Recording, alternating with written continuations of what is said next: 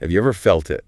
That inexplicable warmth, that kind of profound surge of satisfaction that just washes over you after you've, helped someone out. Oh, absolutely. It could be something big, right? Yeah. A significant act of kindness. Yeah. Or maybe just something incredibly small, like holding a door open for a stranger almost without thinking. Instinctive, yeah. Or, truly, genuinely listening to a friend who's hurting. Not fixing, just listening. Just being present, that's powerful. That distinct feeling, that little inner glow. Mm. It's pretty universal, isn't it? Definitely. It's like a little internal reward signal. Exactly. Like Yeah. your brain just gave you a quiet high five.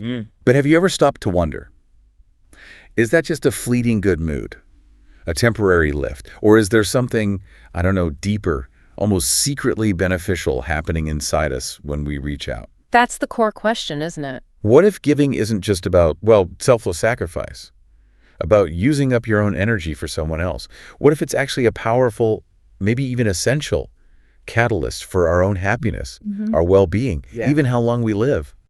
So today, we're not just philosophizing. We're diving deep into the joy of giving, how helping others secretly boosts your own happiness.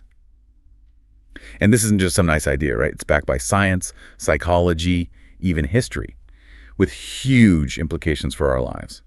So, okay, let's unpack this. But that's fascinating here, and really what we want to do today is shift perspective, fundamentally. Because for centuries, the common view of altruism has been exactly that, purely self-sacrificial. Right, like you give until it hurts. Precisely. The word itself kind of conjures up images of putting others so far ahead that your own needs just disappear. And philosophers, biologists, psychologists, they've grappled with this for ages. Egoism, self-interest versus altruism, other interest. Always seen as opposites, basically. Almost always viewed as these opposing forces, Yeah. Locked in this, perpetual struggle within us. But our mission in this deep dive is to challenge that old binary. We're going to explore how helping others actually functions as this powerful reciprocal engine for our own health, mental, physical, emotional. So not a zero-sum game. Not at all. It's a positive feedback loop. And to really get this, we'll introduce a compelling ethical framework. It's called the Enlightened Self-Interest in Altruism Model, EC for short. Easy. Yeah. And this model completely reevaluates what altruism means. It argues it's not just possible, but maybe even necessary for our own well-being to align with the well-being of others. It opens up a path that's sustainable, deeply rewarding, especially for people in tough roles like healthcare, but honestly, for anyone. Anyone looking to align their own interests with helping those they serve. Finding synergy, not conflict. Synergy, not conflict. That makes sense. And it leads us right into the core argument, doesn't it? This intertwined nature of giving and receiving. You know that feeling we mentioned, that rush of satisfaction, or maybe just a deep peace after you've helped someone. The helper's high. Yeah, the helper's high. Especially when you see you made a difference or someone appreciates it. That internal cheer, you called it a reward signal. And it turns out this isn't just some vague feeling. Our brains are literally wired for it. Yeah. Can you tell us more? What's actually going on in our heads there? Absolutely. And here's where it gets really interesting, because the science is solid. This isn't just a nice little notion. It's fundamental human neurobiology. Studies using fMRI, that's functional magnetic resonance imaging, have given us these incredible windows into the brain. Brain scans, right? Exactly. And they consistently show that when people do pro-social things, donating money, volunteering, even just thinking about helping specific brain regions light up, we're talking mainly about the ventral striatum. Ventral striatum. Okay. Is that important? It's hugely important. It's not some obscure corner. It's the same part of your brain involved in pleasure and reward from all sorts of things. Think about it. Eating delicious food, winning a game, physical pleasure, seeing attractive faces. Your ventral striatum is active. It's a core part of the brain's reward system. So the fact that the same region responds to giving, it suggests generosity is inherently rewarding, neurologically. So your brain is basically saying, yes, do that again. Pretty much. It's not just a nice thing to do. Your brain is actively reinforcing it. And the neurochemical story is just as compelling. It's not just about brain regions lighting up. Helping others triggers a release of feel-good chemicals. Oxytocin and endorphins are the big ones here. Oxytocin, the love hormone. Often called that, or the cuddle chemical. It's crucial for social bonding, trust, empathy. When you connect through giving, oxytocin surges, strengthening that bond, making you feel warm, content, Okay. and endorphins. Those are your body's natural painkillers and mood elevators. They create a sense of euphoria, reduce stress. Similar to a runner's high, actually. All right. So when you help someone, your brain literally thanks you with this potent cocktail. You feel happier, more connected, less stressed. This science really shifts the whole perception. Giving isn't purely selfless. It yields immediate, tangible, internal rewards. It's built into us. That's absolutely fascinating. So if our brains reward us for giving, it sounds like it sets up a powerful loop, like you said. Okay. Is it just a one-way street, though? Giving makes us happy, end of story? Or is there more to it? That's a fantastic question. And if we connect this to the bigger picture, it's definitely not a one-way street. It's a truly powerful, self-reinforcing, positive feedback loop, a virtuous cycle. Research consistently shows happier people tend to give more, and then their giving makes them even happier. Which leads to more giving. Exactly. It's like this upward spiral of well-being. To really illustrate this, there's a classic experiment. Dunn and colleagues back in 2008. I think I've heard of this one. Probably. It was brilliantly simple. They approached people randomly in public, checked their baseline happiness, then gave them either $5 or $20. Here's the twist. One group had to spend it on themselves' personal spending. The other had to spend it on others' pro-social spending. By the end of the day. And then they checked happiness again. Yep. Reassessed their happiness levels later that day. And the key finding was genuinely remarkable. People assigned to spend on others reported significantly higher happiness compared to those who spent on themselves. Wow. Even with just $5. That's the truly surprising part. The amount of money, $5 versus $20, had virtually no influence. None at all. So it wasn't about the size of the gift. It was how the money was spent. That was the crucial factor.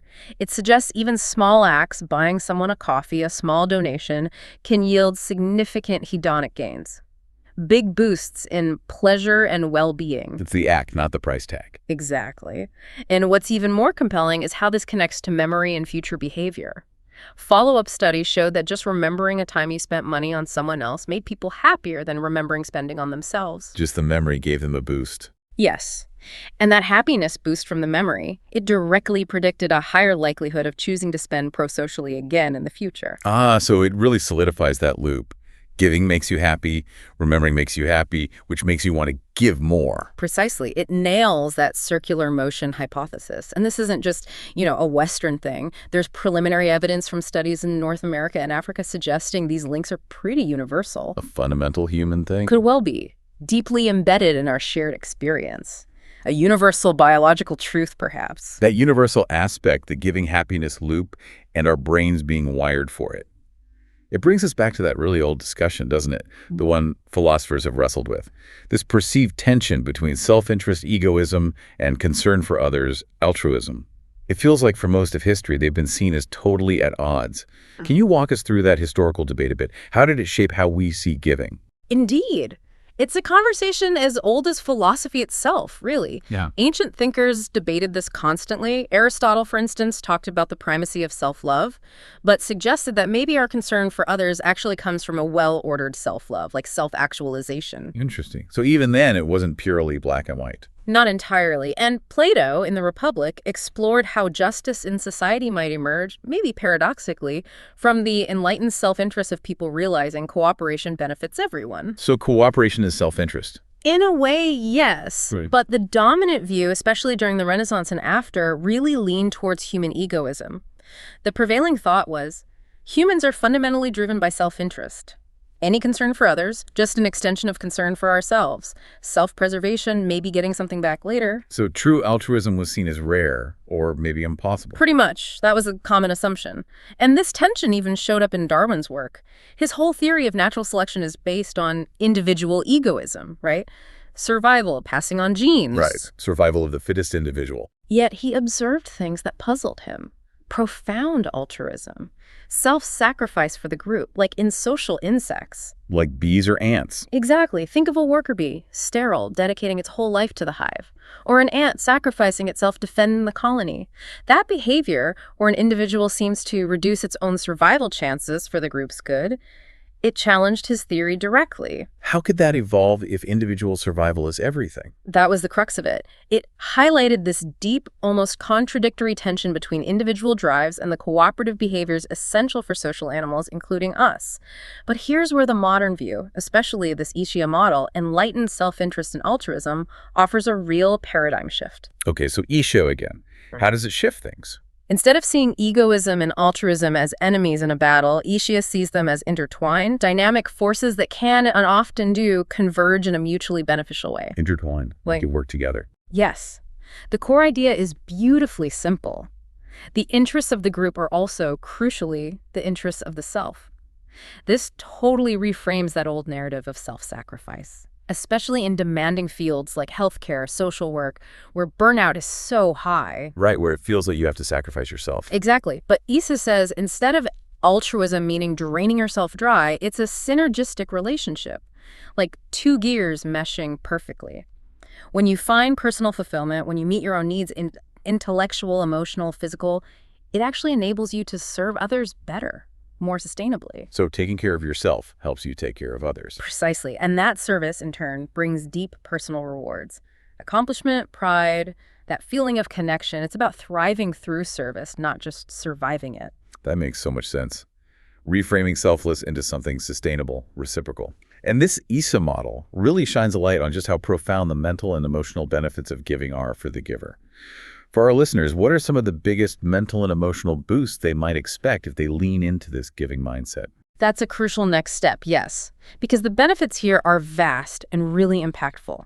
First off, just engaging in helping activities, especially ones involving social contact, working with others, it has a huge positive effect on overall psychological well-being. Like a direct antidote to stress. A powerful one, yes.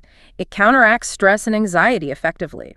Even simple things, like interacting with animals, volunteering at a shelter, maybe demonstrably improves mood and cuts stress. When you focus outward on helping, it naturally shifts your perspective away from your own worries. Plus, you build connections that buffer stress. And what about things like loneliness or depression? Volunteering and helping consistently can be incredibly potent tools against those. It keeps you in regular contact with others, naturally building a support system. That social interaction is critical for mental health, and giving offers an organic way to get it. Makes sense. Like building community naturally. Exactly. And then there's the boost to self-confidence. It's undeniable, doing good for others, for your community. Yeah. It provides this deep intrinsic sense of accomplishment, seeing your positive impact, knowing your role mattered, however small. It instills pride, reinforces your identity as capable, contributing. And feeling better about yourself helps your outlook overall. It's a direct feedback loop. More positive self-view leads to a more positive outlook on life, goals, challenges, builds self-esteem healthily. And crucially, for many people, especially during big life changes, retirement, job loss, personal loss, giving provides a powerful sense of purpose. Finding meaning again. Yes, it injects new meaning, direction, brings zest back, as some studies put it. It shifts focus from personal worries, keeps the mind stimulated, connects you to something larger than yourself. That feeling of purpose isn't just fleeting. It's foundational for sustained happiness, resilience, overall well-being. It grounds you. It's incredible how these profound mental shifts then seem to ripple outwards, even into our physical health. It's not just in your head, like you said. The positive impacts actually hit our physical well-being in measurable ways. What's the research say there? How does giving make us physically healthier? It's truly remarkable, the connection. Giving is a prime example of that mind-body synergy. One of the most consistent findings in public health, people who volunteer regularly show a lower mortality rate.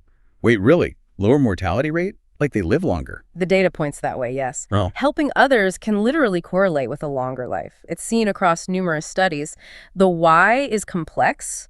Probably less stress, more activity, better social integration, stronger purpose, all contributing to healthier lifestyles, maybe better immune function. Wow, that's significant. It is. And the benefits can be more immediate, too. Studies on older volunteers consistently find they walk more, cope better with daily tasks, show better physical mobility overall. So it keeps them more active and capable. Seems that way. Like the act of giving itself promotes physical engagement. And think about cardiovascular health, a huge concern. Regular helping is linked to a lower likelihood of developing high blood pressure. A major risk factor for heart disease and stroke. Exactly. And some studies even indicate a lower risk of heart disease itself. Right. Probably due to the stress reduction effects we talked about. Chronic stress is terrible for the heart. Makes sense. Less stress, healthier heart. And perhaps even more surprising for some, volunteering might even help lessen symptoms of chronic pain. Chronic pain? How? It's not a cure, obviously, but the distraction, the sense of purpose, the positive emotions involved, they can actually alter how someone perceives pain, making it feel more manageable. It's a powerful mind-body link. That's incredible. And here's what's truly universal and empowering about all this, these physical benefits. They're seen even in people with pre-existing disabilities or chronic conditions. So it's not just for healthy people. Not at all. People with vision loss, diabetes, mobility issues, they still experience these benefits. It highlights that the power of giving is accessible to almost everyone, regardless of current health. It's not about being healthy to help. It's about helping to become healthier. That's incredibly empowering, accessible to almost everyone. And it tracks, doesn't it? If we feel better mentally and physically, our social lives probably get a boost too. For so many people, building and keeping social connections is tough. How does giving specifically help with that? Enhance relationships. You've hit on a fundamental human need there, and this is where giving truly shines. It's a powerful antidote to loneliness. Volunteering, for instance, is just an excellent organic way to meet new people. Better than awkward networking events, maybe? Often, yes. If you're new somewhere or just want to expand your circle, it connects you naturally with people who share common interests, common values, a shared purpose. That immediately creates a foundation for belonging, for community. You're building relationships around something meaningful you're doing together. And what about people who are maybe shy or introverted? For them, structured helping environments can be ideal. Low-pressure spaces to practice social skills. By interacting regularly with a group around a common task, stocking shelves, walking dogs, helping at a festival, you build confidence gradually. A safe sandbox for social growth, you called it earlier. Exactly. The focus is on the task, which diffuses social anxiety. And the benefits extend powerfully into family life, too. It's a unique bonding opportunity. Doing good together as a family. Yes, preparing meals for a shelter, community cleanups, collecting donations. It lets kids see the positive impact firsthand and feel those intrinsic rewards. It's a tangible way to instill values, compassion, empathy, responsibility. And learn about the community together. Absolutely. It strengthens family bonds while enriching the community, creates shared memories, shared purpose. It turns giving into this really meaningful family experience. So we've covered brain science, mental health, physical health, social connections. That's a lot. But what about the more, practical side? Does this joy of giving actually help with career advancement, skill development? It almost sounds too good to be true. Can being generous actually help you professionally? It absolutely can, and it's probably one of the most underrated benefits of giving. Beyond all the other good stuff, giving offers surprising strategic advantages for your career and personal growth. It's a powerful tool. How so? Like specific examples? Okay, consider this. Volunteering lets you try out a new career path or gain experience in a totally different field without the big commitment of changing jobs. Like testing the waters. Exactly. Aspiring nurse, volunteer at a hospital or clinic. Get real, hands-on exposure you can't get from books. Considering environmental science? Volunteer with a conservation group. Okay, that makes sense. Gaining experience. And many volunteer roles offer extensive high-quality training. You could become a skilled crisis counselor, learning active listening, de-escalation, invaluable skills anywhere. Or volunteer at a museum, become knowledgeable in art history. These are real transferable skills for your resume. So acquiring new skills too. Definitely. And it's also a fantastic way to hone existing skills. Successful salesperson, volunteer as an advocate for a cause. You're developing public speaking, communication, persuasion in a new context. Good for the cause, good for your toolkit. Using your strengths for good, basically. Precisely. Graphic designer, do materials for a nonprofit. Software developer. Contribute to open source projects. Plus, volunteer work is phenomenal for networking. Meeting people. Meeting passionate people, often leaders in their fields. Building genuine connections based on shared purpose, not just business cards, can lead to mentors, internships, even jobs. Okay, that's a clear career link. And finally, don't underestimate the personal side. Meaningful volunteer work can be a relaxing, energizing escape from daily pressures. It fosters renewed creativity, motivation, vision that spills back into your work and personal life. Or it lets you pursue hobbies, passions, outside work, which builds fulfillment. It's holistic. Those benefits are incredibly compelling, really cover all bases. Yeah. But for someone listening, maybe this sounds like it needs a huge commitment, a grand gesture. Does this joy of giving only come from big, structured things? Or can everyday kindness work too? That's a critical point. And the answer is absolutely no. You don't need a major commitment or a grand gesture. The power of small, unexpected acts of kindness is immense. They create ripples of positivity, and they're accessible every single day. Like what kind of small acts? Think simple. Leave a kind note for a stressed coworker. Send an unprompted text to a family member saying thanks for something specific they did. Buy coffee for a friend just because. Let someone go ahead in line. Offer a genuine compliment. Pick up a piece of trash. Things that seem almost trivial. They might seem trivial, but their impact on giver, receiver, even observers can be profound. Micro moments of connection, warmth. And there's the thank you multiplier effect. The what now? The thank you multiplier. Even a simple, heartfelt thank you from the recipient, or just an appreciative nod from someone who saw the act. It can inspire both the giver and others to be more generous. Ah, like kindness is contagious. Exactly. It creates this exponential effect. That positive reinforcement makes the giver feel seen, appreciated, reinforcing the desire to give again. And to make giving even more rewarding for yourself, this connects back to enlightened self-interest, focus on the impact. How your gift actually helps someone. Yes. It's not just the act, it's knowing its effect. The more you believe your contribution is valuable, the more you understand how the receiver benefits. Seeing the smile, hearing the thanks, knowing you solved a problem, the deeper your satisfaction. It emphasizes thoughtful, intentional giving. Knowing your impact amplifies the joy. That's such an important distinction, impact, not just action. So for listeners who are inspired to try something more structured, like volunteering, how do they find the right fit? Because like you said, a bad experience could just drain you, right? Not fill you with joy. How do you make it a rewarding hobby, not a chore? You're absolutely right. The fit is paramount. A mismatch turns joy into burden quickly. The key is matching the opportunity to your unique personality, skills, interests, and realistically, your available time. So start with some honest self-reflection. Ask yourself, do I prefer working with adults, kids, animals, environmental causes, remotely from home? Hands-on or behind the scenes? Exactly. Alone or team, visible role or background support. How much time can I realistically commit? An hour, a few hours, a day. What specific skills do I bring?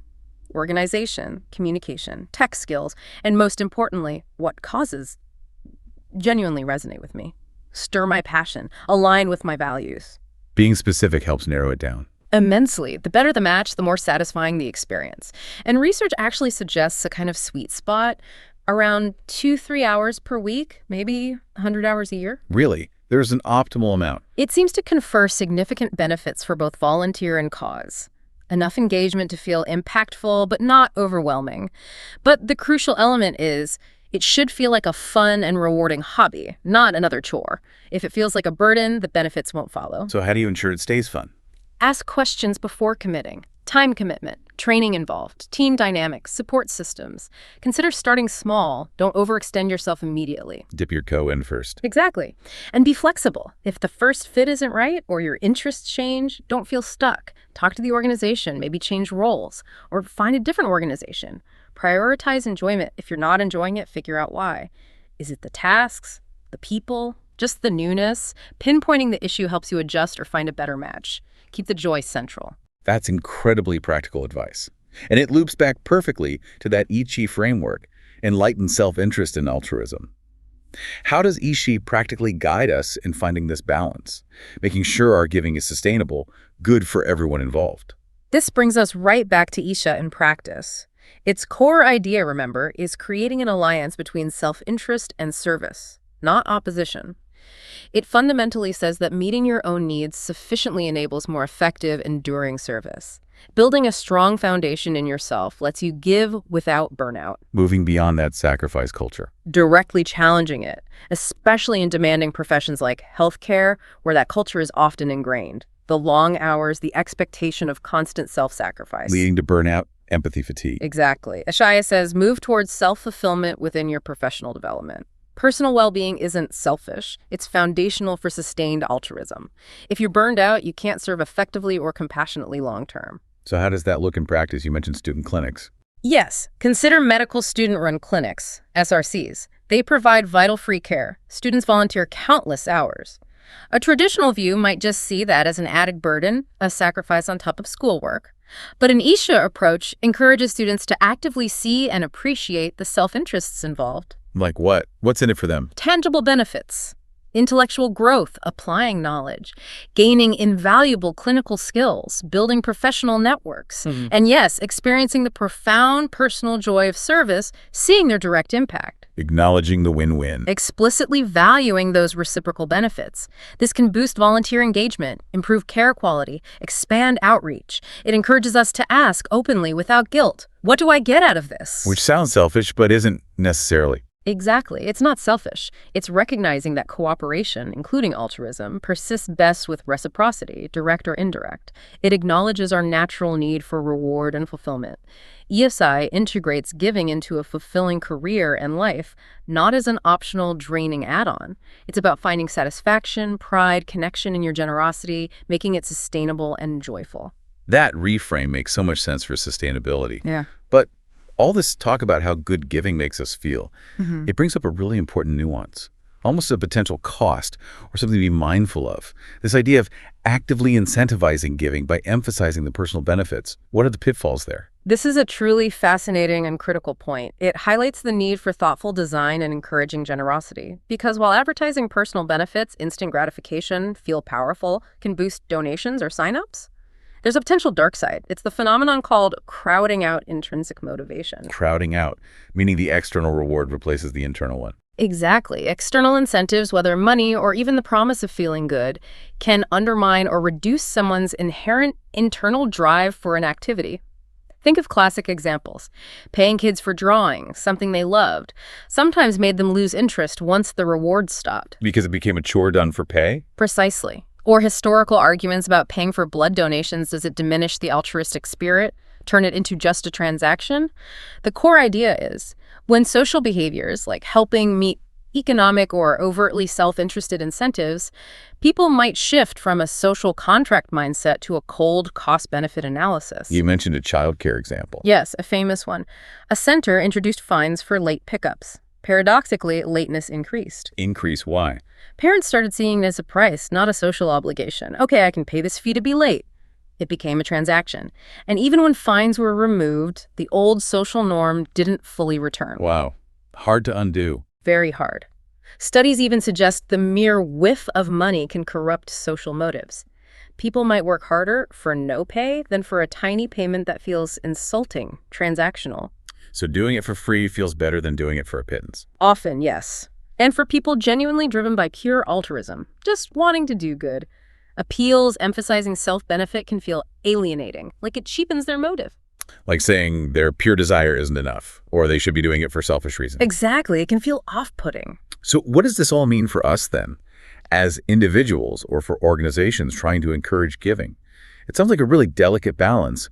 How do we highlight the real benefits without, accidentally undermining the purest motivations? It really underscores the importance of thoughtful messaging and nuance. The personal benefits are real, powerful, and acknowledging them is key for sustainability, like we said with Isha. But organizations, and even us as individuals, must be supremely mindful of how these benefits are communicated. The goal should always be to enhance, not diminish, the intrinsic joy and altruistic drive. Integration, not manipulation, maybe. That's a great way to put it. Instead of give to feel good, which sounds transactional, maybe it's when you give, you discover a joy that sustains you, empowering you to give even more. Sharing the natural byproduct, not dangling it as the main carrot. Recognizing enlightened self-interest as an outcome that fosters sustainability, not just a marketing ploy. It's delicate, but essential for a truly generous society. What a profound and fascinating deep dive this has been. Just incredible insights. So how would you distill the core message, the key takeaway from everything we've uncovered today about this joy of giving? I think the core message is that the joy of giving isn't some secret, Yeah. It's deeply ingrained, reciprocal, scientifically supported part of being human. It's this powerful positive feedback loop. Kindness fuels our happiness, which inspires more generosity. It seems universal, wired into our biology. And true impactful altruism, like the Isai model suggests, isn't about burning yourself out through Not self-sacrifice. self-flagellation. Right. It's about intelligently aligning our own needs, our fulfillment with our desire to serve. That creates a sustainable, rewarding path for everyone involved, giver, receiver, community. Synergy, not tension. Exactly. So giving isn't just a moral duty or purely selfless. It's a profound, accessible way to boost our own well-being, improve our health, find deeper purpose, and build richer connections. It's genuinely a win-win, a blueprint for flourishing. So think about that. Considering this whole symbiotic relationship between giving and getting happiness, how might this shift your perspective, listening right now, on your own generosity? How can you consciously cultivate this positive loop in your daily life? Not just to get by, but to really thrive. We invite you to consider where you might find your own enlightened self-interest in helping others today. Could be a simple, spontaneous kindness, exploring that volunteer role that sparks your interest, or even just reevaluating why you give now to maybe tap into more of that inherent joy, make it more sustainable. Thank you so much for joining us on this deep dive into the profound, maybe not so secret joys of giving and how it transforms us. Keep exploring, keep learning, and most importantly, keep connecting with the world around you in ways that lift both yourself and others. Until next time, keep diving deep into what makes life truly enriching.